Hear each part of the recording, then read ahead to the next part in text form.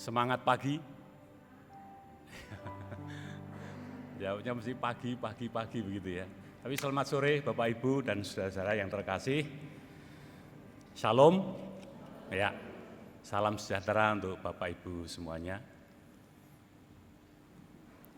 Kita mengucap puji syukur pada Tuhan Yang Maha Kasih, karena kasih dan anugerah-Nya telah memelihara dan menyertai kita, sehingga kita dapat berkumpul pada hari ini di sini untuk melaksanakan ibadah. Ya. Atas nama majelis kami mengucapkan selamat datang, selamat beribadah, selamat datang sebagai Bapak Ibu, Saudara yang baru pertama kali beribadah di GKJ Sarimulyo. Sebelum ibadah dimulai, izinkan saya membacakan 6 berita majelis gereja. Yang pertama, kebaktian Pentakosta dengan persembahan khusus unduh-unduh. Majelis akan mengadakan kebaktian Pentakosta pada hari Minggu, tanggal 24 Mei 2026. Karena bertepatan dengan hari Pentakosta, maka hanya diadakan 1 kali kebaktian, yaitu pukul 8.30 pagi. Pada kebaktian tersebut akan dikumpulkan persembahan khusus atau unduh-unduh yang berupa uang. Majelis menyediakan amplop khusus dan kotak khusus persembahan. Panitia akan mengadakan lelang gotong royong secara online mulai tanggal 10 Mei 2026 sampai tanggal 24 Mei 2026 melalui link dan barcode yang disediakan panitia melalui WA dan Warta Jemaat, atau menghubungi Ketua PA Wilayah. Sudah ibadah akan diadakan grebek gunungan dan basar. Mohon perhatian, partisipasi dan kehadiran segenap warga jemaat. Yang kedua, kebaktian intergenerasi. Majelis akan mengadakan kebaktian intergenerasi pada hari kebaktian Minggu tanggal 31 Mei 2026 pukul 8.30. Mohon kehadiran para pemuda, remaja, dan anak-anak sekolah minggu. Yang ketiga, persembahan penggalangan dana abadi GKJ Sarimulyo. Sehubungan dengan penggalangan dana abadi GKJ Sarimulyo, majelis mengajak warga jemaat untuk berpartisipasi membantu penggalangan tersebut dengan memasukkan persembahan pada kotak yang disediakan di depan mimbar gereja atau transfer ke rekening atas nama Gereja Kristen Jawa Sarimulyo dengan diberi keterangan untuk dana abadi GKJ Sarimulyo. Mohon perhatian dan partisipasi segenap warga jemaat. Yang keempat, pemahaman Alkitab Komisi Adi Yuswa ya. Komisi Adi Yuswa akan mengadakan pemahaman Alkitab yang akan diselenggarakan pada hari Senin, ya, besok sore, tanggal 18 Mei 2026 pukul 16. Bertema penyertaan dan kesetiaan Tuhan sepanjang usia dengan pembicara Bapak Pendeta Ardi Tulus Arianto SSI, bertempat di gedung gereja GKJ Sarimulyo. Mohon kehadiran Bapak Ibu dan juga para adiyuswa. Ya. 5. Sidang majelis gereja. Sidang majelis gereja akan diselenggarakan pada hari Kamis tanggal 21 Mei 2026 pukul 18 WIB. Mohon dukungan doa dari segenap warga jemaat. Yang keenam, berita kelahiran anak. Majelis telah menerima laporan kelahiran putri pertama dan dari keluarga Bapak Ibu Daniel Johan Andika, warga GKJ Sarimulyo wilayah 4, pada hari Senin tanggal 11 Mei 2026. Adapun nama anak Delicia Abigail Sagara. Yang melayangkan firman pada sore hari ini adalah Bapak Pendeta Ardi Tulus Arianto SSI. Demikian berita majelis. Terima kasih atas perhatian dari Bapak Ibu sekalian.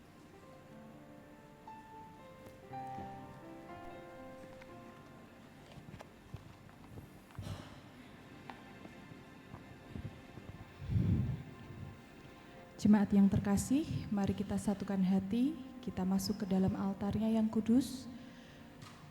Kita sambut Dia, kita nyatakan pujian dan hormat kita kepada Yesus Kristus Tuhan, dan dengan bangkit berdiri mari kita pujikan, ku kagum hormat akan Engkau.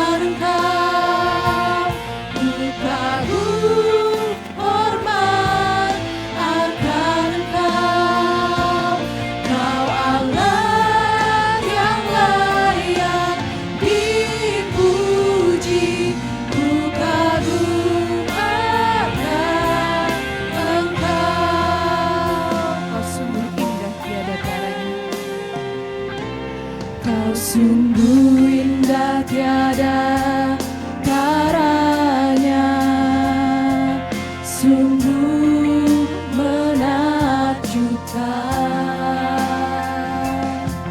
sungguh ajaib untuk dimengerti, lebih dari semua yang ada. Hikmat-Mu tiada terselami, kasih-Mu dalam tak terduga. Kau sungguh indah tiada taranya, mulia dan berkuasa. Ku kagum hormat akan Engkau, ku kagum hormat akan Engkau. Kau Allah yang layak dipuji, ku kagum akan Engkau.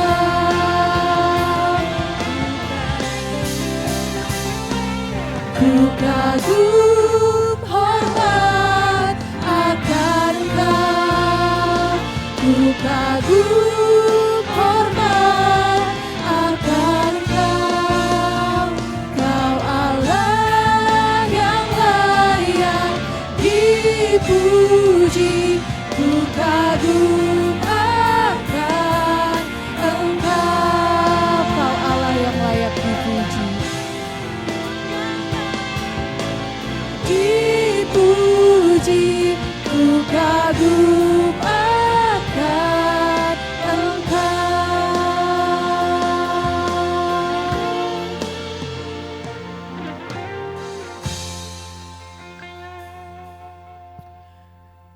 Ibu, Bapak, Saudari, dan Saudara yang terkasih di dalam Tuhan Yesus Kristus, ibadah Minggu sore ini secara khusus kita rayakan dengan pengakuan bahwa pertolongan kita adalah dalam nama Tuhan yang menjadikan langit dan bumi. Kasih karunia Tuhan Yesus Kristus dan kasih Allah dalam persekutuan dengan Roh-Nya yang kudus menyertai saudara sekalian. Amin.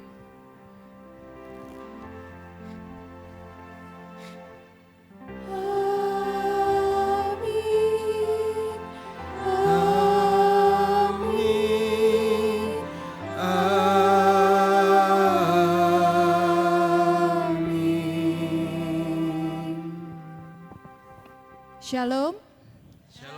Shalom. Shalom. Ada sukacita di tempat ini? Amin. Amin ya.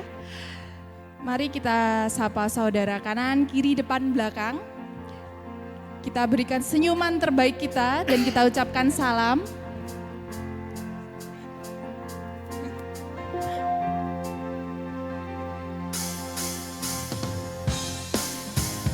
Kita mau bersorak-sorai, mengangkat tinggi panji-panjinya dan merayakan bahwa kita memiliki Allah yang bangkit ke surga, sehingga Dialah sumber kemenangan kita. Saya mau Bapak, Ibu, Saudara, kita bersama-sama katakan, Dia sungguh baik. Dia sungguh baik.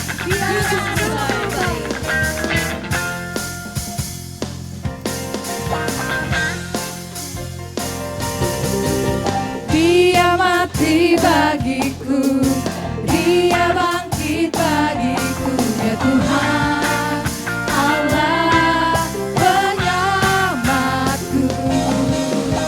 Kuasa maut dikalahkan, hidupku dipulihkan, ya Tuhan Allah kemenanganku. Dia sungguh baik, Dia sangat baik, Yesus, Dia baik bagiku. Dia sungguh baik, Dia sangat baik, Yesus, Dia baik bagiku.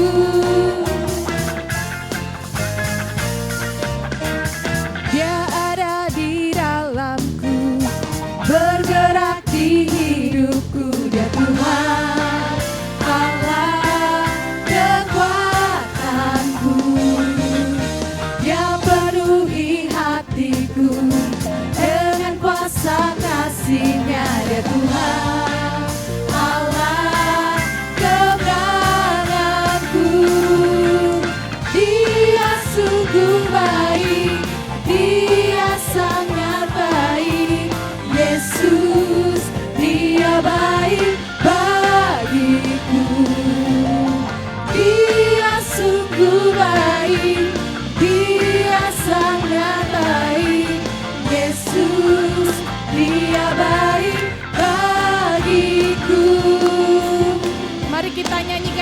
lebih semangat lagi, kita nyatakan bahwa Tuhan Yesus sungguh baik, teramat baik, bahkan kebaikannya melebihi ekspektasi kita.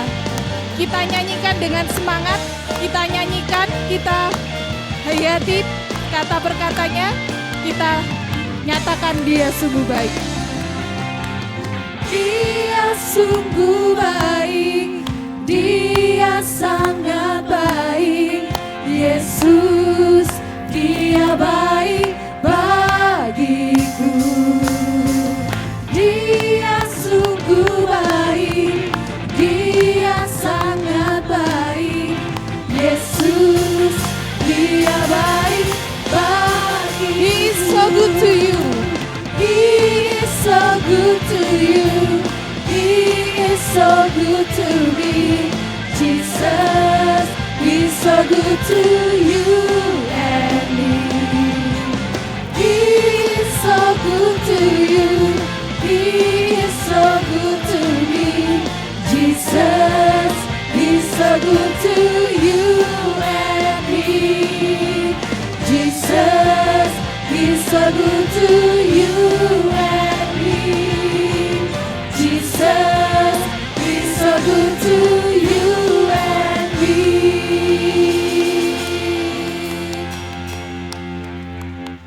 Jemaat dipersilakan duduk.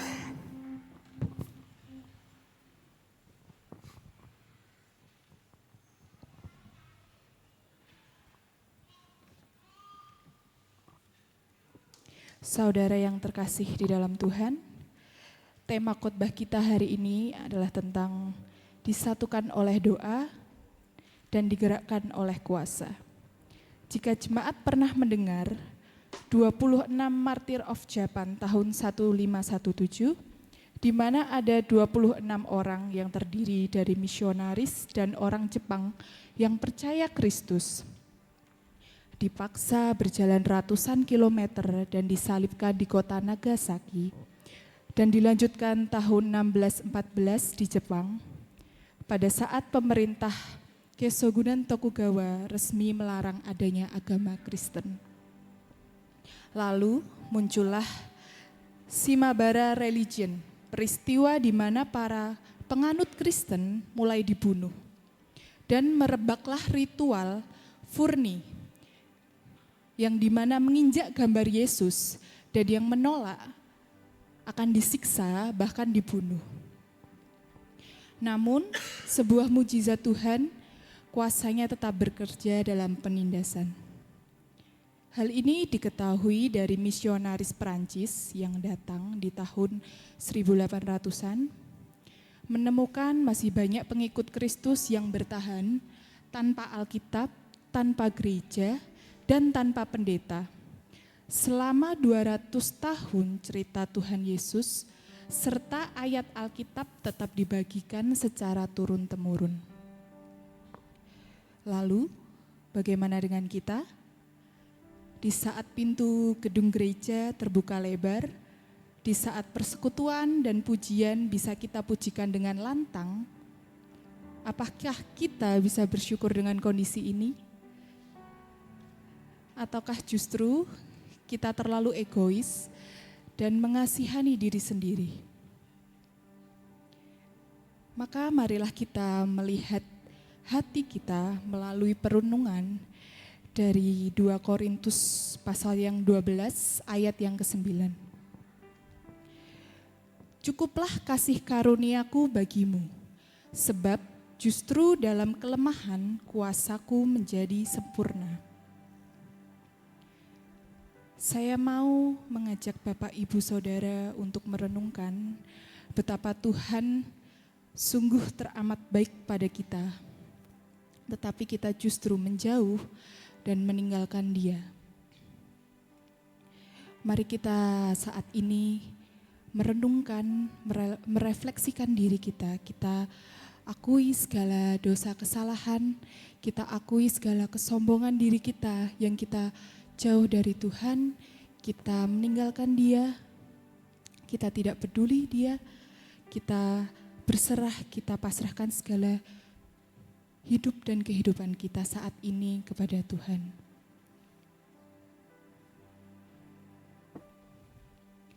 Mari kita berdoa.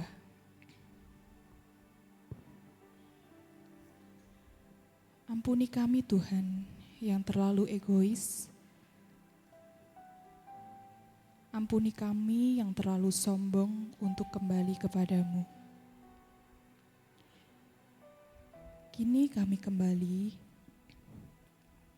untuk menyerahkan seluruh kehidupan kami, menyerahkan segala pergumulan kami, segala proses hidup dan kehidupan keluarga kami, semuanya Tuhan dalam tangan-Mu. Terima kasih Tuhan untuk segala kebaikan-Mu, segala kasih-Mu Tuhan dalam kehidupan kami. Ampuni kami dan sertai kami. Amin. Saat ini kita akan merefleksikan kehidupan kita yang sering meragukan kuasa, meragukan doa, agar kita selalu kembali kepadanya. Mari kita pujikan kembali padamu. Lelah meniti kepuasan diri, tiada terasa ku telah pergi, meninggalkan Engkau sendiri. Tak peduli lagi, aku seperti bunga yang kering Tuhan. Aku seperti bunga yang kering, yang berguguran diterpa angin. Sejuta hasrat untuk kembali, tinggalkan kesombongan diri. Tuhan, ampunilah aku yang meninggalkan-Mu. Setelah apa yang Engkau berikan padaku, kini ku kembali padamu yang sejati, menyerahkan seluruh hidupku.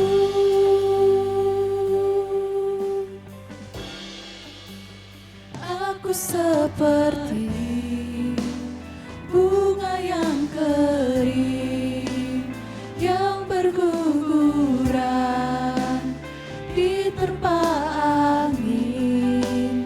Sejuta hasrat untuk kembali, tinggalkan kesombongan diri. Tuhan, ampunilah aku yang meninggalkan-Mu. Setelah apa yang Engkau berikan padaku, kini ku kembali padamu yang sejati, menyerahkan seluruh hidupku. Saat ini saya akan mengajak saudara, Bapak Ibu Saudara untuk menyanyikan lagu ini dengan penuh hati, dengan kesungguhan. Kita akan pujikan, kita akan mohon ampun Tuhan. Kita akan menyerahkan seluruh kehidupan kita dan kita akan kembali kepada Tuhan yang sejati. Tuhan, ampunilah aku yang meninggalkan-Mu. Setelah apa yang Engkau berikan padaku, kini ku kembali padamu yang sejati.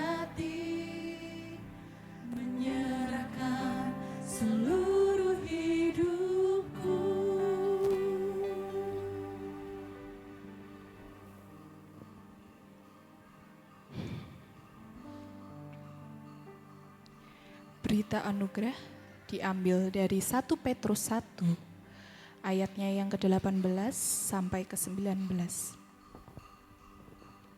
Sebab kamu tahu bahwa kamu telah ditebus dari cara hidupmu yang sia-sia yang kamu warisi dari nenek moyangmu itu, bukan dengan barang yang fana, bukan pula dengan perak atau emas, melainkan dengan darah yang mahal, yaitu darah Kristus yang sama seperti darah anak domba yang tak bernoda dan tak bercacat. Dan petunjuk hidup baru diambil dari Filipi 4 ayat 6 sampai 7. Dalam segala hal nyatakanlah keinginanmu kepada Allah dalam doa. Maka damai sejahtera Allah akan memelihara hatimu. Jemaat, kita akan mempersiapkan hati kita untuk menerima firman Tuhan yang akan kita landasi dengan pujian oleh kuasa darah-Mu.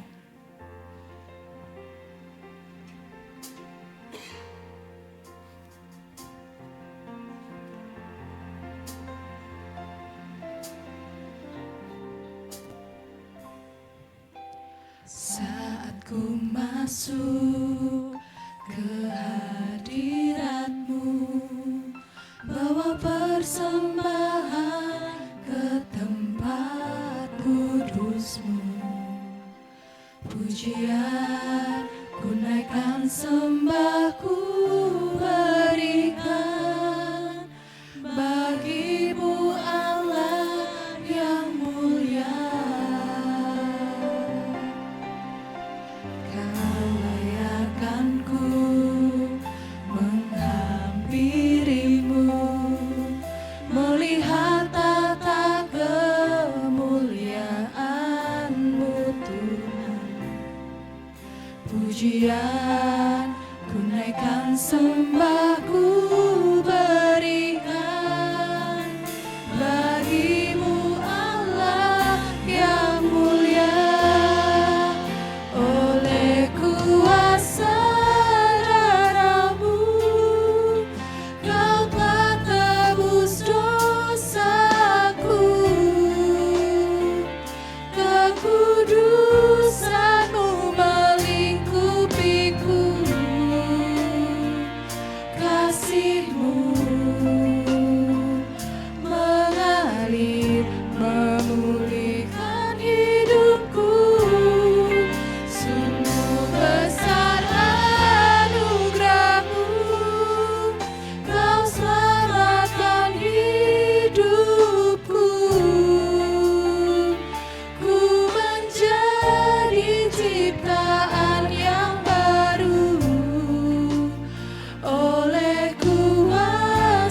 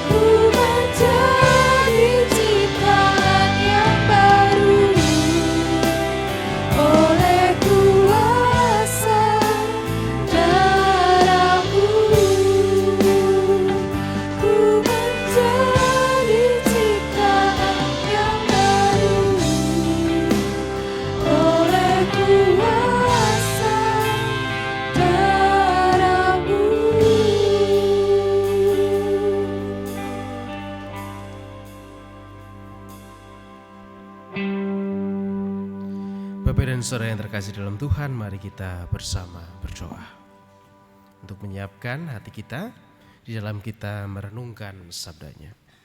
Mari kita berdoa.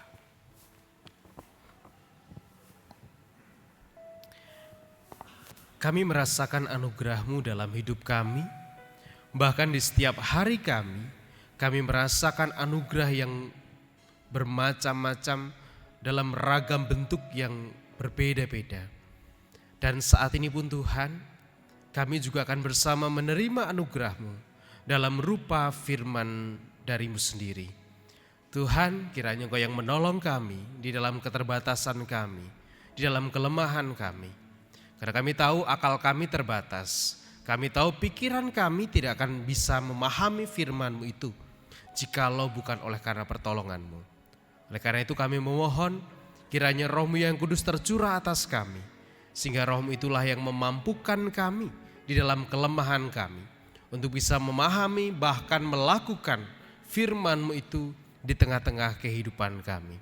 Kami menyerahkan permohonan kami ini ya Bapa ke dalam tangan kuasa-Mu sendiri. Di dalam nama Tuhan kami Yesus Kristus kami berdoa. Amin. Ibu bapak dan saudara-saudari yang terkasih di dalam Tuhan Yesus Kristus, sabda Tuhan yang akan kita renungkan pada sore hari ini tertulis di dalam Injil Yohanes pasal 17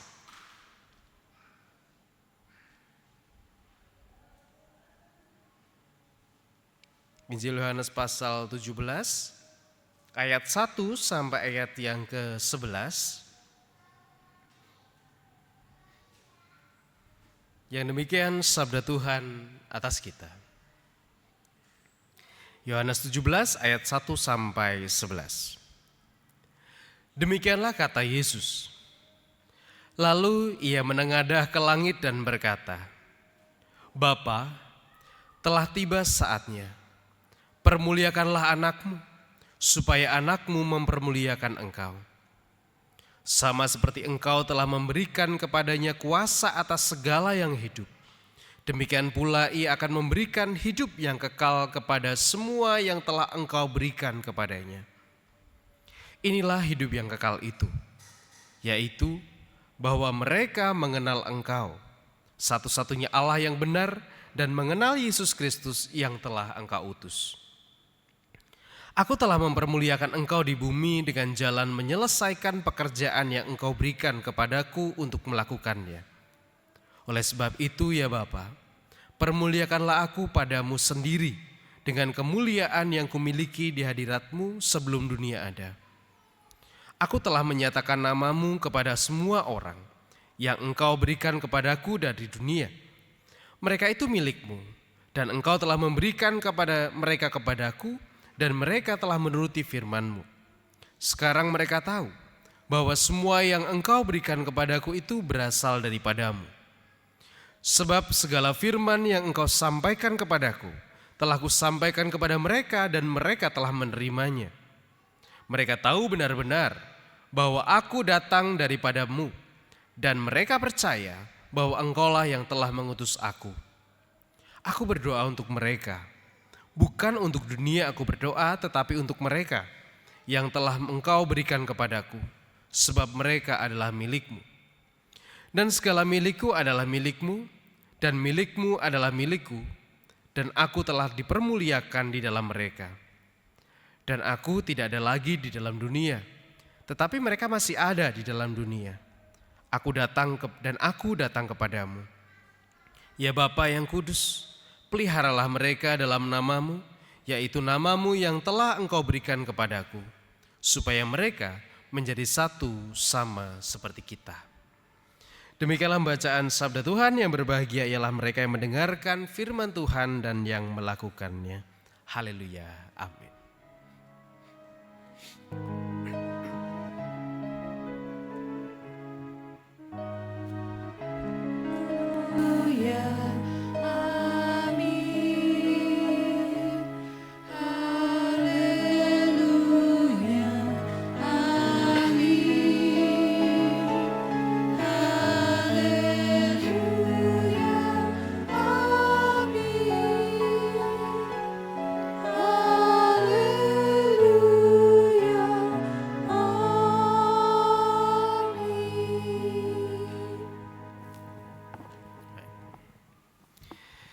Ibu, Bapak, dan saudara-saudari yang terkasih dalam Tuhan, selamat sore. Ya, kalau berbicara tentang doa, adakah yang masih berdoa sampai saat ini? Di rumah, setiap hari? Masih ada? Ya, puji Tuhan, setidaknya masih banyak yang berdoa sampai hari ini gitu ya, setiap hari.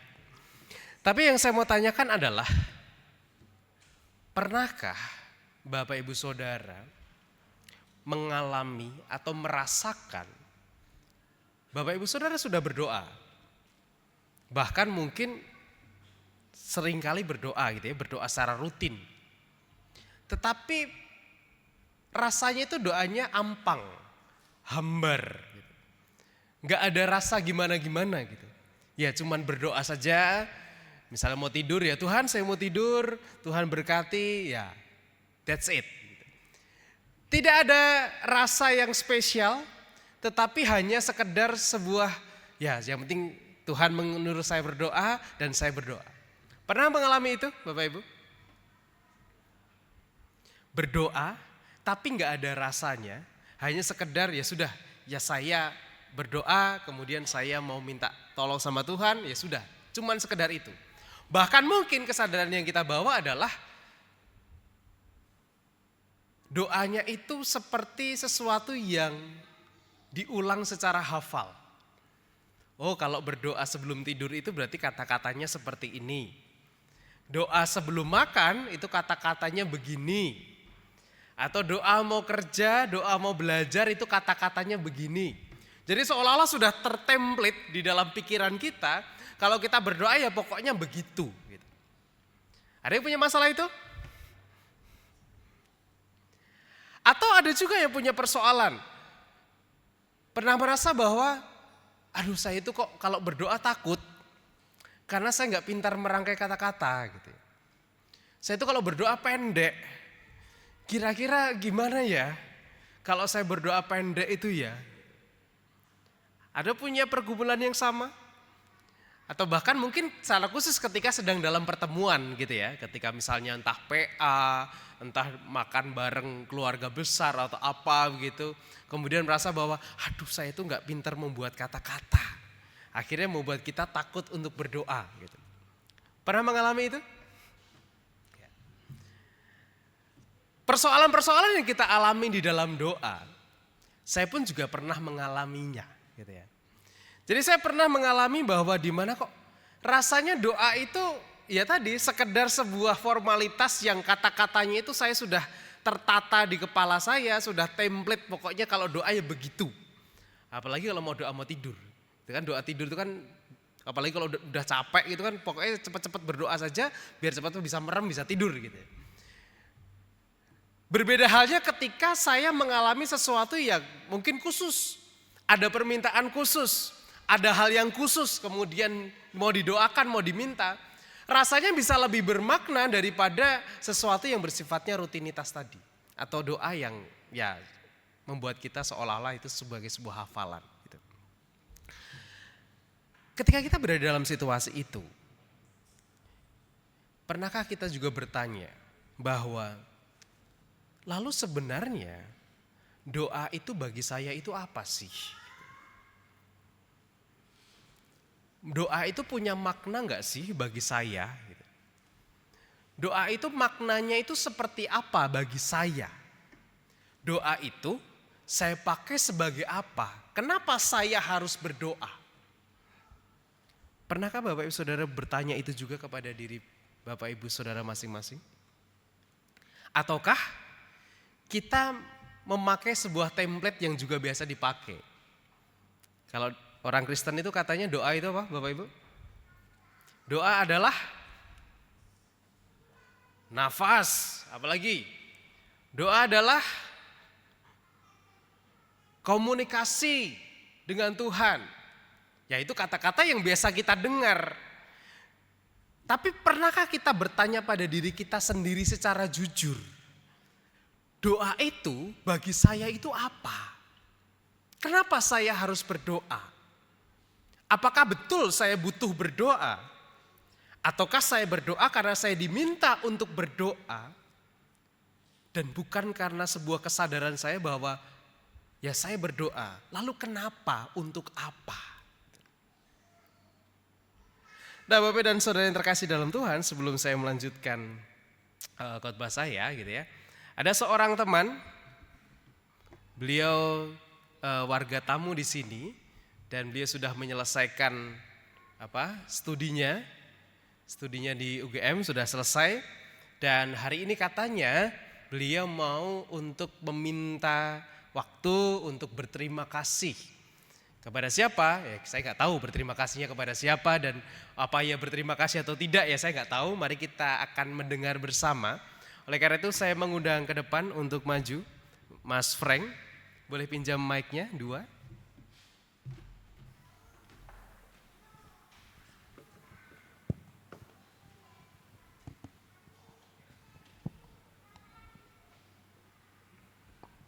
Silakan. Ya, ini adalah Mas Frank. Beliau adalah salah seorang jemaat yang bergabung dengan kita dan dia juga biasanya melayani di teman-teman di multimedia. Biasanya dia nggak kelihatan di depan layar karena biasa dia di belakang layar gitu ya. Nah, monggo Mas Frank, ada yang mau disampaikan untuk kita? Ya. Silakan. Baik, terima kasih Pak. Saya sudah siapkan sedikit pidato untuk kesempatan ini. Jadi mohon izin. Shalom, selamat sore Bapak Ibu dan saudara-saudari sekalian. Shalom. Yang saya hormati Pendeta Ardi Tulus Arianto, yang saya hormati Bapak Ibu Badan Pengurus Jemaat, yang saya hormati Bapak Ibu Jemaat dan yang saya kasih saudara-saudari seiman di GKJ Sarimulyo. Perkenalkan, nama saya Frank Richard Yambiabdi, akrab dipanggil Frank. Saya berasal dari Kabupaten Jayapura, Papua. Kini status saya adalah seorang calon alumni UGM jurusan manajemen angkatan 2022 selama lebih dari 3 tahun sejak masih mahasiswa baru di tahun 2022. Saya telah beribadah bersama GKJ Sarimulyo. Kini saya menanti wisuda saya yang akan dilaksanakan pada hari Rabu minggu depan dan akan berpisah dengan Bapak Ibu dan saudara-saudari sekalian. Meskipun saya sudah absen cukup lama dari ibadah dan pelayanan di jemaat ini karena saya mengikuti program magang di Jakarta, saya ingin sekali menyampaikan selamat tinggal dan terima kasih secara resmi karena jemaat ini merupakan bagian yang penting dalam kehidupan saya selama berkuliah di Jogja. Bapak Ibu dan saudara-saudari yang terkasih di dalam Yesus Kristus, ketika saya masih mahasiswa baru, saya bergumul untuk mencari gereja yang Tuhan kehendaki bagi saya untuk beribadah dan melayani Dia. Setelah saya mencari kurang lebih selama 3 minggu, saya menemukan jemaat ini. Saat itu kebetulan ayah saya dan saya berkunjung, sehingga kami berdua memutuskan untuk bergereja di sini. Sampai saat ini saya masih ingat kata-kata dari Pendeta Gunawan saat beliau bersalaman dengan saya dan ayah saya sebelum ibadah dimulai. Karena kamu gerejanya di sini, berarti nanti kamu menikahnya di sini juga, gitu. Kata beliau dengan nada bergurau. Pada pertemuan kami yang perdana itu, saya dan ayah saya tertawa, namun dalam hati saya yakin bahwa ini adalah tempat yang tepat bagi saya. Bukan karena saya sedang mencari teman hidup, tapi karena gestur beliau tidak saya temukan di gereja-gereja lain. Beliau menunjukkan bahwa saya diterima di gereja ini. Setelah kesempatan itu, saya sering melayani di gereja ini di tim multimedia, seperti yang Pak Ardi sampaikan. Baik pada ibadah pagi maupun sore, hampir setiap minggu saya melayani mulai dari hal kecil seperti mengoperasikan kamera tengah, sampai dengan peran besar seperti mengoperasikan LCD. Saya juga beberapa kali melayani sebagai singer di ibadah sore dan ikut serta dalam kegiatan-kegiatan komunitas pemuda. Tidak hanya itu, selama saya melayani dan beribadah bersama Bapak Ibu dan saudara-saudari sekalian, saya selalu merasa menjadi bagian dari sebuah keluarga. Ya mungkin ini hanya kegeeran saya sendiri, bisa jadi. Tapi satu hal yang pasti selama saya ada dalam jemaat ini, Tuhan selalu menunjukkan kepada saya bahwa jemaat ini adalah jawaban dari doa saya mengenai tempat beribadah yang Tuhan inginkan untuk saya. Dan bukan hanya tentang doa untuk menemukan gereja yang tepat, namun jemaat ini juga membantu saya melalui perkuliahan yang penuh dengan banyak tantangan dan pencobaan dengan penuh kewaspadaan, terutama terhadap pergaulan-pergaulan dan gaya hidup yang tidak berkenan di hadapan Tuhan. Sepanjang perjalanan saya mulai dari mahasiswa baru hingga calon wisudawan sekarang, saya telah banyak mengalami mujizat Tuhan yang luar biasa. Namun rasanya tidak pas jika saya tidak menceritakannya kepada Bapak, Ibu, dan saudara-saudari sekalian. Oleh karena itu, izinkan saya bersaksi bagi Tuhan. Sebelum mengucapkan terima kasih dan selamat tinggal, untuk seperti yang tertulis di dalam Kisah Para Rasul pasal 22 ayat 15, sebab engkau harus menjadi saksinya terhadap semua tentang apa yang kau lihat dan apa yang kau dengar.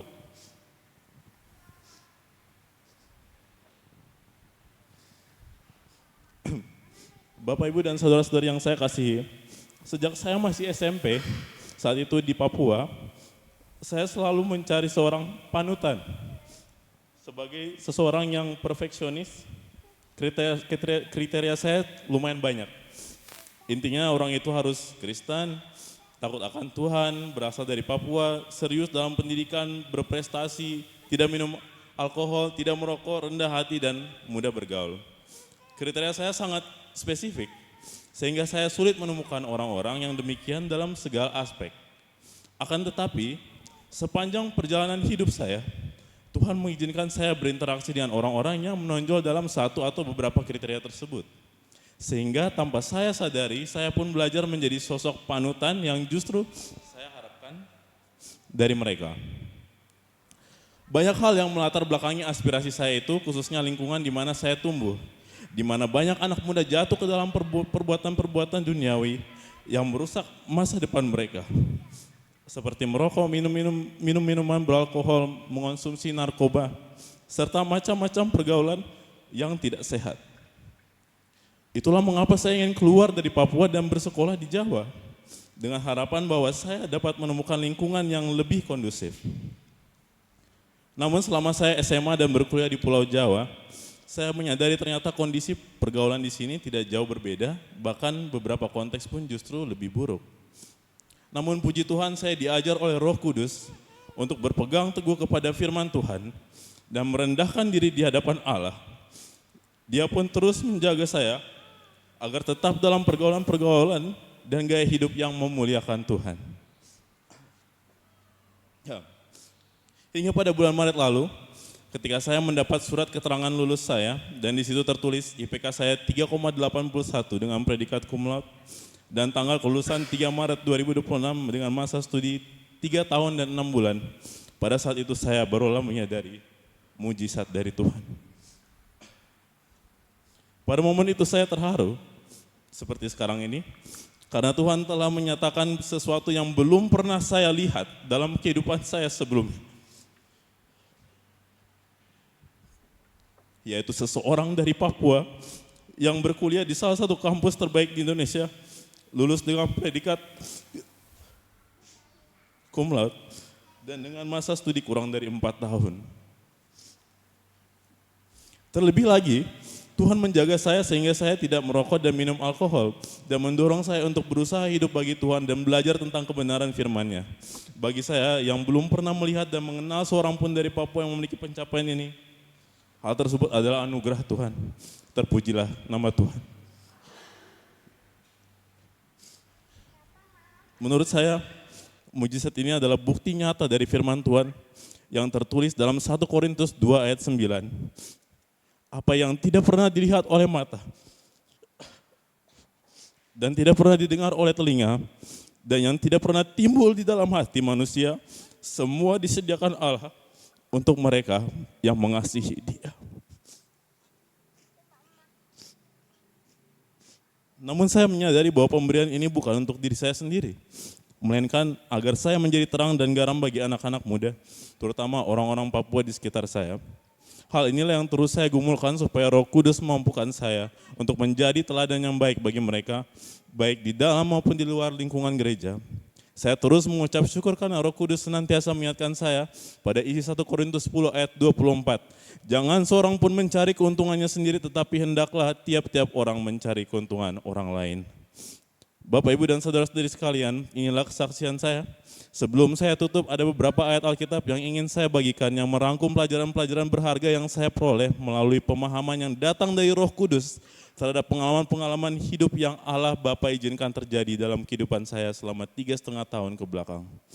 Yang pertama, tentang ketekunan dalam membaca firman Tuhan. Yosua 1 ayat 8 berkata, "Janganlah engkau lupa memperkatakan kitab Taurat ini, tetapi renungkanlah itu siang dan malam supaya engkau bertindak hati-hati sesuai dengan segala yang tertulis di dalamnya, sebab dengan demikian perjalananmu akan berhasil dan engkau akan beruntung." Yang kedua, tentang memprioritaskan mencari Tuhan melebihi segala sesuatu meskipun di tengah kesusahan. Bukti dari perilaku ini saya benar-benar rasakan ketika saya bergumul untuk melayani Tuhan, merenungkan dan mempelajari ayat-ayat Alkitab dan mengutamakan kehendak Tuhan dalam setiap rencana saya.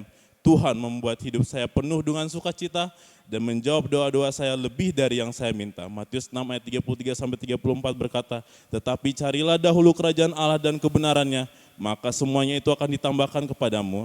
Sebab itu janganlah kamu khawatir akan hari besok, karena hari besok mempunyai kesusahannya sendiri. Kesusahan sehari cukuplah untuk sehari." Yang ketiga, tentang kehati-hatian dalam menggunakan kebebasan yang Tuhan anugerahkan dan berfokus pada tujuan untuk memuliakan Tuhan dalam segala sesuatu. Termasuk hal yang mungkin sepele seperti makan dan minum. 1 Korintus pasal 10 ayat 23 dan 31 berkata, "Segala sesuatu diperbolehkan, benar, tetapi bukan segala sesuatu berguna. Segala sesuatu diperbolehkan, benar, tetapi bukan segala sesuatu membangun. Aku menjawab, jika engkau makan atau jika engkau minum atau jika engkau melakukan sesuatu yang lain, lakukanlah semuanya itu untuk kemuliaan Allah." Yang keempat, tentang memahami bahwa pasti akan ada saatnya kita susah dan akan ada saatnya kita senang. Semua dalam kendali Allah dan Dia turut bekerja untuk kebaikan kita. Kita perlu memahami kenyataan ini dari waktu ke waktu karena inilah bagaimana Allah bekerja dalam kehidupan manusia. Pengkhotbah pasal 3 ayat 1, ayat 10-11 dan 14-15 berkata, "Untuk segala sesuatu ada masanya, untuk apapun di bawah langit ada waktunya. Aku telah melihat pekerjaan yang diberikan Allah kepada anak-anak manusia untuk melelahkan dirinya. Ia membuat segala sesuatu indah pada waktunya. Bahkan ia memberikan kekekalan dalam hati mereka. Tetapi manusia tidak dapat menyelami pekerjaan yang dilakukan Allah dari awal sampai akhir. Aku tahu bahwa segala sesuatu dilakukan Allah akan tetap ada untuk selamanya. Itu tak dapat ditambah dan tak dapat dikurangi. Allah berbuat demikian supaya manusia takut akan Dia. Yang sekarang ada sudah ada, dan yang akan ada sudah lama ada, dan Allah mencari yang sudah lalu." Yang kelima, tentang menyikapi segala hal dengan kebijaksanaan karena apa yang terlihat baik belum tentu baik, maka kita harus hati-hati dalam membuat keputusan mengenai segala sesuatu. Amsal pasal 14 ayat 12 dan 15 berkata, "Ada jalan yang disangka orang lurus, tetapi ujungnya menuju maut. Orang yang tak berpengalaman percaya kepada setiap perkataan, tetapi orang yang bijak memperhatikan langkahnya." Yang keenam, tentang kekuatan dari doa yang didasari oleh iman dan perbuatan. Markus 11 ayat 22-25 berkata, Yesus menjawab mereka, "Percayalah kepada Allah. Aku berkata kepadamu, sesungguhnya barang siapa berkata kepada gunung ini, beranjaklah dan tercampaklah ke dalam laut. Asal tidak bimbang hatinya, tetapi percaya bahwa apa yang dikatakannya itu akan terjadi, maka hal itu akan terjadi baginya. Karena itu aku berkata kepadamu, apa saja yang kamu minta dan doakan, percayalah bahwa kamu telah menerimanya, maka hal itu akan diberikan kepadamu. Dan jika kamu berdiri untuk berdoa, ampunilah dahulu sekiranya ada barang sesuatu dalam hatimu terhadap seseorang, supaya juga Bapamu yang di surga mengampuni kesalahan-kesalahanmu." Yang ketujuh, saya harus jujur bahwa selama berkuliah, saya bertemu dengan banyak perempuan yang menarik perhatian saya. Tapi sayangnya, mereka berbeda kepercayaan dengan saya. Saya mengucap syukur kepada Tuhan bahwa saya terus diingatkan untuk tidak berpasangan dengan orang yang berbeda agama karena saya adalah bait Allah. 2 Korintus 6 ayat 14 dan 16 berkata, "Janganlah kamu merupakan pasangan yang tidak seimbang dengan orang-orang yang tidak percaya. Apakah hubungan bait Allah dengan berhala? Karena kita adalah bait dari Allah yang hidup menurut firman Allah ini, aku akan diam bersama-sama dengan mereka dan hidup di tengah-tengah mereka, dan aku akan menjadi Allah mereka dan mereka akan menjadi umatku." Dan yang terakhir, yang paling penting berdasarkan pengalaman saya, berdiskusi dengan banyak orang Kristen dan non-Kristen di kampus, saya melihat bahwa banyak orang menoleransi adanya jalan lain menuju Tuhan. Bapak, Ibu, dan saudara-saudari sekalian, saya berdoa agar Bapak, Ibu, dan saudara-saudari terus diingatkan oleh Roh Kudus tentang Yohanes 14 ayat 6. Kata Yesus kepadanya, "Akulah jalan dan kebenaran dan hidup. Tidak ada seorang pun yang datang kepada Bapa kalau tidak melalui aku." Jika ada yang terlena dengan pemikiran duniawi yang bertentangan dengan ini, ingat lagi kata Amsal 14 ayat 25, "Ada jalan yang disangka orang lurus, tetapi ujungnya menuju maut." Bapak, Ibu, dan saudara-saudari sekalian yang terkasih di dalam Tuhan, terima kasih atas kebersamaan kita dan semua hal yang indah di dalam Kristus, dan karena telah mengizinkan saya melayani Tuhan dan Juru Selamat kita.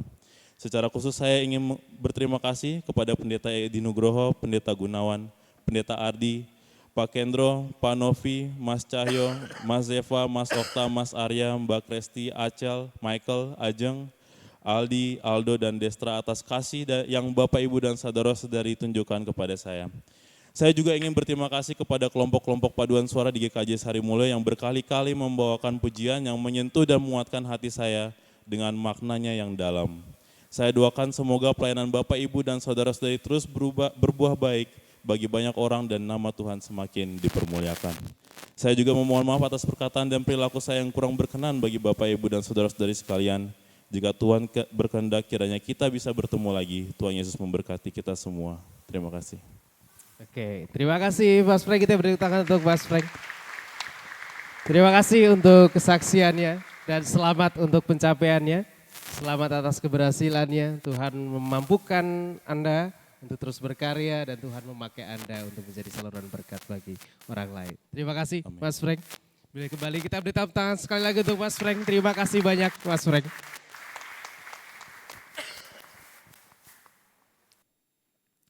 Sebuah kesaksian dari Mas Frank yang mengingatkan kita bahwa kadang kalau dalam situasi tertentu ada permintaannya, ada permohonannya itu doanya lebih berarti gitu ya, lebih punya makna.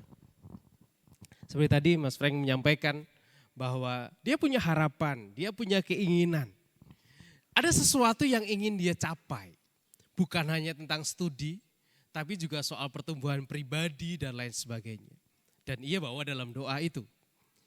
Dan akhirnya doa itu punya makna. Nah persoalannya adalah ketika kemudian doa itu tidak lagi kita maknai, tetapi hanya kita lakukan sebagai sebuah formalitas yang itu template, yang itu menjadi sesuatu yang ya sudah pokoknya berdoa titik. Bahkan mungkin di dalam kondisi-kondisi tertentu, karena saking beratnya masalah, saking kepalanya itu rasanya bundet gitu ya, banyak sekali pikiran yang ada. Terkadang ada juga orang yang gak mampu untuk berdoa, mau berdoa itu gak bisa. Karena masalahnya justru bukan karena gak punya masalah, bukan karena rutinitas, bukan. Tetapi karena masalahnya berat. Karena saking beratnya, saking ruwetnya isi pikiran sampai kadang mau berdoa aja gak tahu mau berdoa gimana gitu. Mungkin kita pun juga pernah mengalami di titik itu untuk beberapa kita. Tetapi doa itu bukan hanya sekedar tentang kata-kata yang kita keluarkan. Tapi doa itu adalah tentang sebuah penyerahan.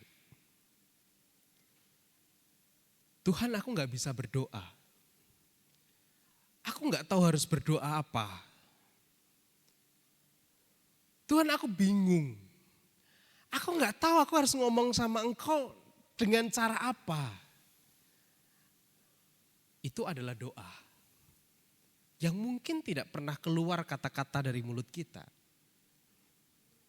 Tetapi justru doa itu menjadi sesuatu yang jujur keluar dari hati kita. Persoalannya adalah seringkali kita enggak jujur di dalam doa kita. Kita ingin terlihat kata kita bagus. Kita ingin kata-kata kita tertata dengan sempurna. Kita ingin kemudian setiap saat terus berdoa kepada Tuhan. Sampai pada akhirnya doa itu bukan sesuatu yang jujur datang dari hati. Tetapi doa yang keluar dari mulut kita. Sehingga doa akan kehilangan maknanya kalau kita nggak coba untuk jujur atas doa itu. Nggak perlu kata-kata kadang. Yang muncul adalah kebingungan, yang muncul adalah sebuah kepasrahan, yang muncul adalah sebuah penolakan, yang muncul adalah sebuah kemarahan. Itu adalah sebuah doa yang jujur dari keluar dari hatimu. Lalu yang kedua, Tuhan tidak pernah kan mengatakan bahwa berdoalah kepadaku maka masalahmu akan selesai. Dalam Yohanes tadi dikatakan bahwa aku berdoa untuk mereka dan aku bukan berdoa untuk dunia. Apa maksudnya? Kalau kita berdoa, Tuhan tolong masalah saya ini berat, tolong selesaikan, atau tolong hilangkan masalah saya ini. Tolong buat masalah saya ini enggak ada. Tolong bikin pikiran saya ini enggak ada. Yang terjadi adalah mungkin masalah itu akan semakin membebani pikiran kita. Karena sejatinya kuasa Tuhan itu bukan untuk membuat kita lari dari masalah kita. Tetapi Tuhan mengatakan bahwa aku berdoa untuk mereka yang masih tinggal di dunia. Doa itu Tuhan pakai sebagai sarana untuk menguatkan kita supaya kita bisa menghadapi masalah kita. Doa tidak mengajarkan kita untuk menjadi orang yang pengecut dan orang yang kemudian lempar batu sembunyi tangan. Gitu ya. Tapi doa justru mengajarkan kita untuk menjadi orang yang berani. Berani menghadapi masalah kita apa? Yaitu yang Yesus mau. Dan itu yang Yesus katakan kepada para murid. Yesus tidak ingin para murid kemudian lari, tidak. Meninggalkan dunia, tidak. Tapi Yesus pengen para murid itu bisa menghadapi dunia mereka pada waktu itu. Dan Tuhan pun juga pengen kita menghadapi dunia kita pada masa ini. Bukan kita lari, tetapi kita dengan berbekal kuasa itu berani untuk menghadapi masalah kita. Itu doa. Dan selanjutnya, kadang kita berbicara bahwa doa itu dimensinya pribadi. Doa itu personal. Doa itu urusan saya dengan Tuhan. Doa itu adalah masalah privasi saya. Ya, doa itu ada dimensi personalnya. Tapi yang jangan kita lupakan adalah bahwa doa itu juga punya dimensi komunal. Doa itu punya dimensi persekutuan. Apa sih yang mempersekutukan orang Kristen? Apa sih yang mempersekutukan kehidupan bersama? Ya doa. Tapi persoalannya adalah, masihkah kemudian kita berdoa untuk keluarga kita? Masihkah kita berdoa untuk orang-orang di luar diri kita? Ataukah sejauh yang kita minta adalah supaya saya diberkati, supaya Tuhan tolong saya, supaya Tuhan mampukan saya, dan kita lupa bahwa doa itu juga ada nama-nama orang-orang di sekitar kita yang harus masuk di dalamnya. Bahkan, kalau tadi Mas Frank mengatakan bahwa dia bersyukur, berterima kasih bahwa jemaat ini menerima dia. Penerimaan itu juga bagian dari doa.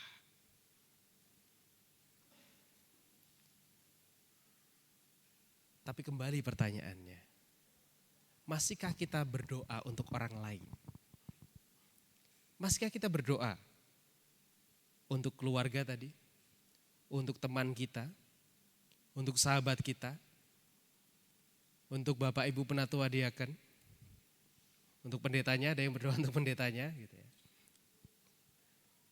Doa bukan hanya tentang kita dengan Tuhan, tapi berdoa adalah tentang bagaimana saya dan orang-orang di sekitar saya mohon kepada Tuhan untuk dimampukan.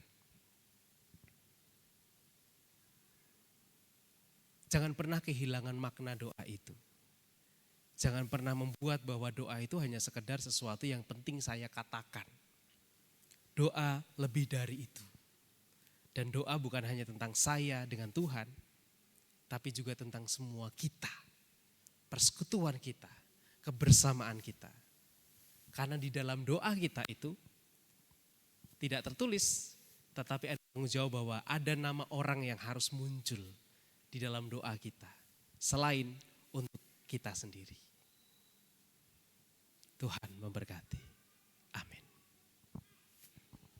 Bapak dan saudara yang terkasih dalam Tuhan, kita akan bersama masuk dalam doa. Dan oleh karena itu, saya memberi waktu sedikit bagi Bapak Ibu Saudara untuk bisa mungkin bertanya dengan orang di kanan kirinya. Boleh 2 orang, gitu ya. 2 orang kanan kiri atau depan belakangnya. Atau berdua-dua boleh. Berdua-dua silahkan. Yang di depan boleh agak ke belakang, boleh mencari orang yang lain. Berdua-dua silahkan tanya apa yang menjadi mungkin kesulitan ketika berdoa atau yang menjadi apa yang ingin didoakan. Apapun itu.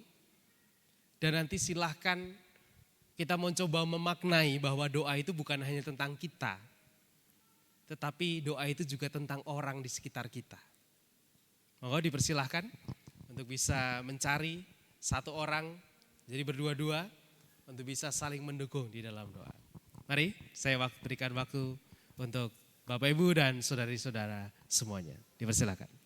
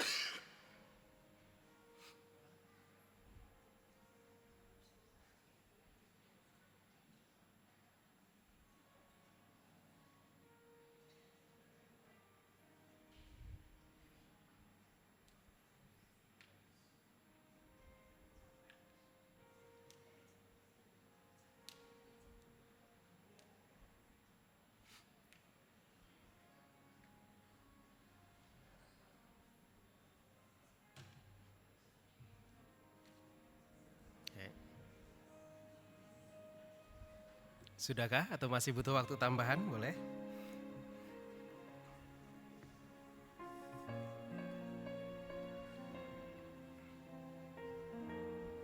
Sudah?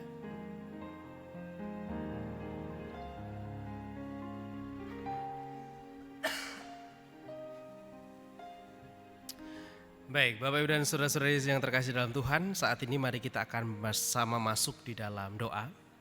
Bapak Ibu sudah mendengarkan tentang apa yang menjadi pokok doa, temannya, entah mungkin keluarganya di samping kanan kiri. Kita akan bersama masuk dalam doa. Saya berikan waktu kepada Bapak Ibu Saudara untuk berdoa, mendoakan apa yang menjadi pokok doa dari teman atau juga kenalan barunya. Doa untuk Bapak Ibu Saudara, dipersilakan.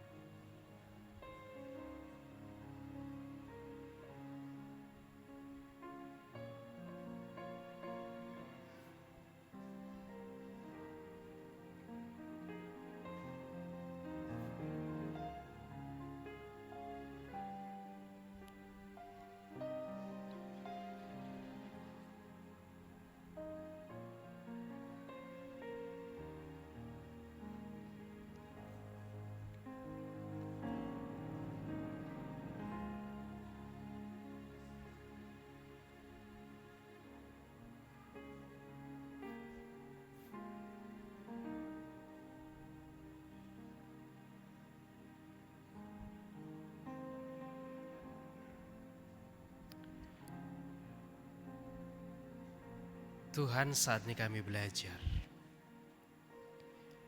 Ketika kami menghidupi doa bukan hanya untuk diri kami sendiri, tapi kami belajar bahwa di dalam doa kami ada orang lain yang mau kami dukung. Ada orang lain yang mau kami terima.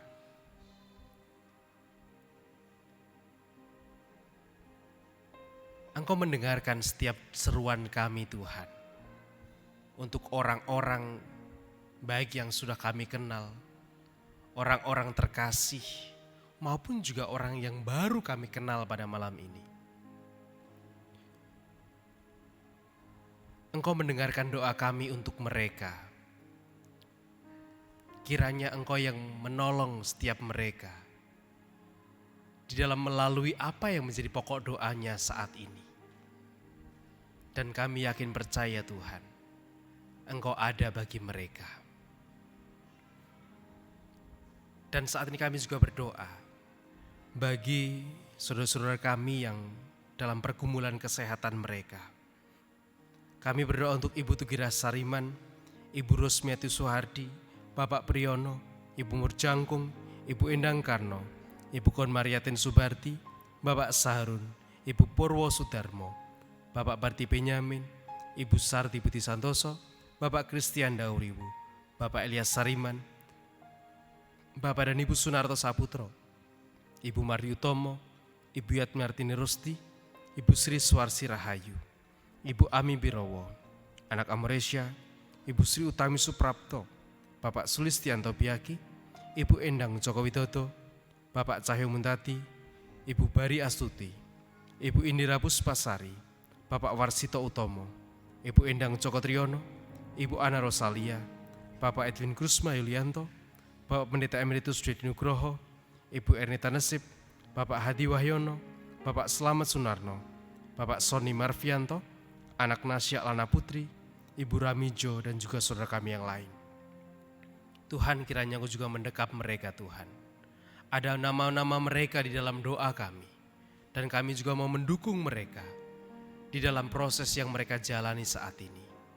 Meskipun tidak mudah, tetapi kami mohon kekuatan dari-Mu yang memampukan mereka untuk bisa menjalani proses ini dengan kesabaran, dengan ketekunan, dan dengan keberserahan hanya kepada Tuhan. Dan kami juga bersyukur jikalau minggu-minggu ini ada saudara-saudara kami yang merayakan ulang tahun kelahiran ataupun juga ulang tahun perkawinannya. Tuhan, kiranya Kau juga yang mendatangkan berkat atas kehidupan mereka, baik di dalam sukacita pertambahan usia kelahiran maupun juga dalam usia pernikahan mereka. Kiranya kasih-Mu jugalah yang senantiasa memberkati mereka. Kami berdoa untuk hamba-hamba-Mu yang boleh bersama melayani kami dalam ibadah sore hari ini.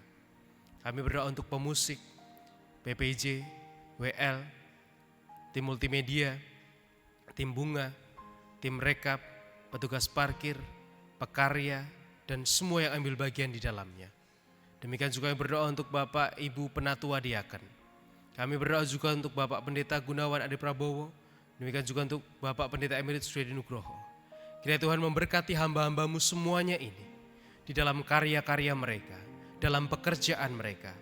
Dan biarlah kasih-Mu Tuhan yang senantiasa dirasakan dalam kehidupan keluarga maupun juga kehidupan pribadi mereka. Tuhan, inilah doa kami, inilah permohonan kami Tuhan. Kami tahu Engkau mendengarkan kami dan Engkau tidak mengabaikan setiap suara hati kami, kebingungan kami, kemarahan kami, ataupun juga ketidaktahuan kami. Karena kami yakin Engkau adalah Allah yang mau mendengarkan kami. Kami serahkan doa-doa kami ini, yang akan kami satukan di dalam doa yang Tuhan ajarkan kepada kami. Doa Bapa kami. Bapa kami yang di surga, dikuduskanlah nama-Mu, datanglah kerajaan-Mu, jadilah kehendak-Mu di bumi seperti di surga. Berikanlah kami pada hari ini makanan kami yang secukupnya, dan ampunilah kami akan kesalahan kami, seperti kami juga mengampuni orang yang bersalah kepada kami. Dan janganlah membawa kami ke dalam pencobaan, tetapi lepaskanlah kami dari yang jahat. Karena Engkau-lah yang punya kerajaan dan kuasa dan kemuliaan sampai selama-lamanya. Amin.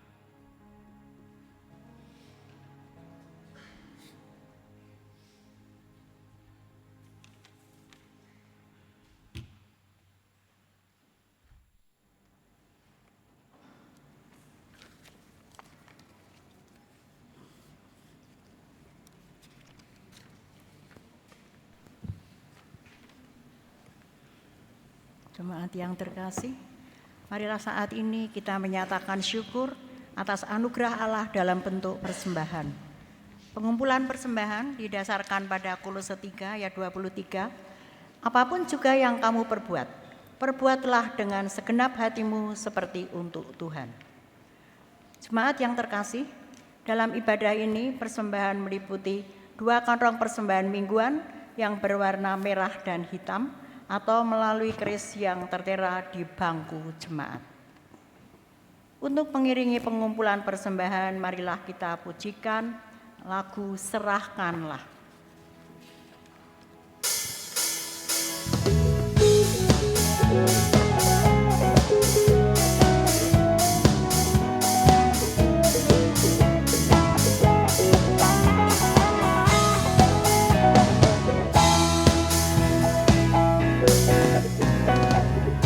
Apakah kau payah mencari-cari?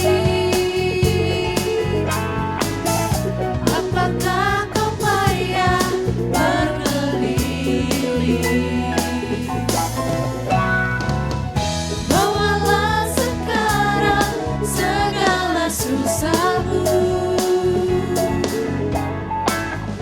pada kaki Yesus, serahkanlah. Serahkanlah, serahkan pada Yesus segala beban yang melintih hidupmu. Serahkanlah, serahkan pada Yesus. Dia akan ganti segala duka menjadi suka.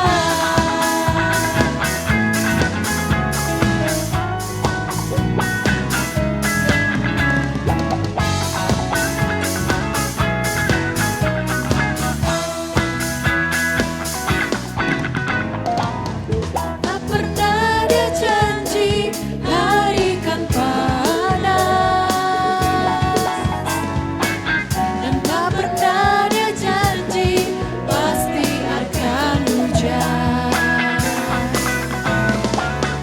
Tapi dia berjanji memberi kekuatan bila topan ganas meladamu. Serahkanlah, serahkan pada Yesus segala beban yang merintih hidupmu.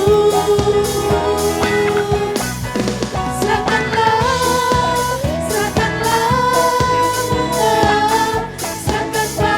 Yesus. Dia akan ganti segala duka menjadi suka.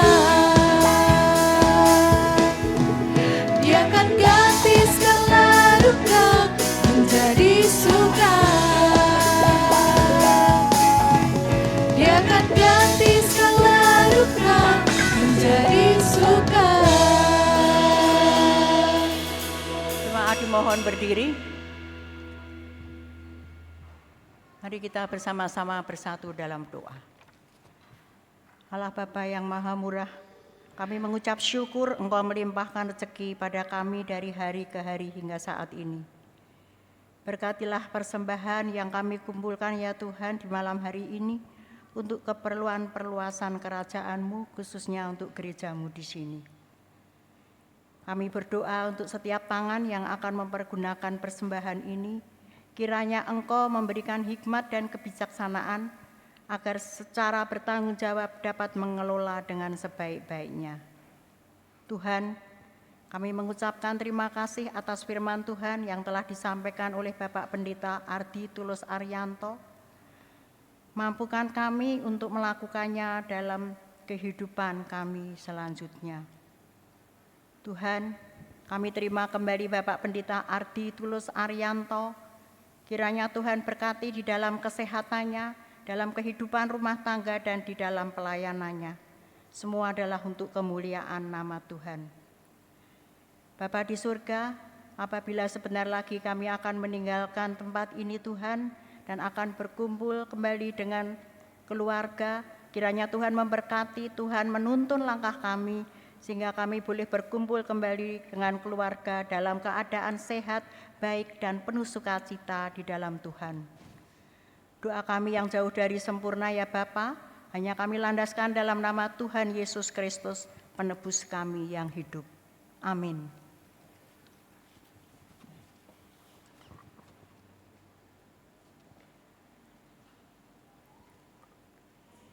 Marilah saat ini kita bersama memperbaharui pengakuan percaya kita dengan mengucapkan pengakuan iman rasuli yang demikian.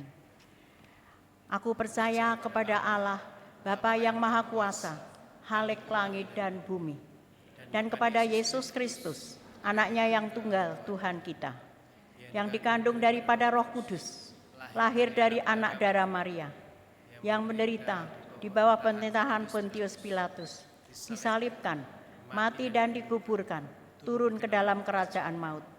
Pada hari yang ketiga, bangkit pula dari antara orang mati, naik ke surga, duduk di sebelah kanan Allah, Bapa yang Maha Kuasa, dan akan datang dari sana untuk menghakimi orang yang hidup dan yang mati.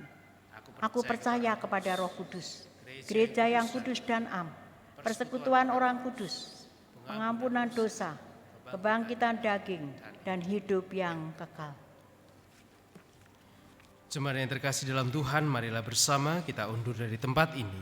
Kita lanjutkan peribadahan kita di dalam atau di tengah-tengah kehidupan kita yang nyata.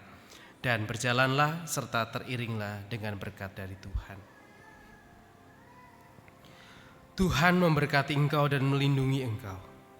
Tuhan menyinari engkau dengan wajah-Nya dan memberi engkau kasih karunia. Tuhan menghadapkan wajah-Nya kepadamu dan memberi engkau damai sejahtera. Amin.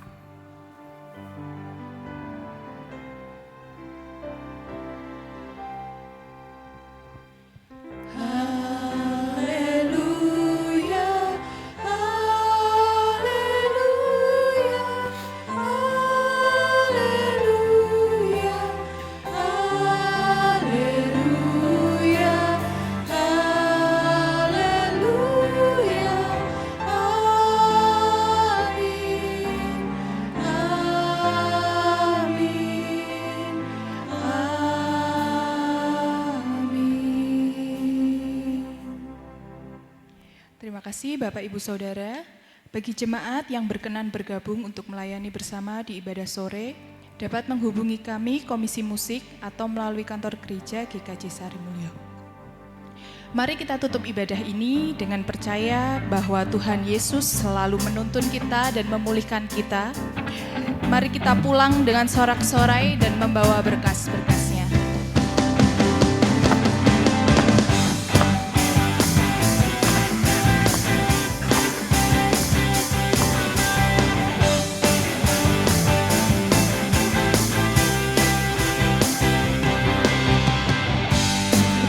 Tuhan memulihkan keadaan Sion, keadaan kita seperti orang yang bermimpi. Waktu itu mulut kita penuh dengan tawa, lidah kita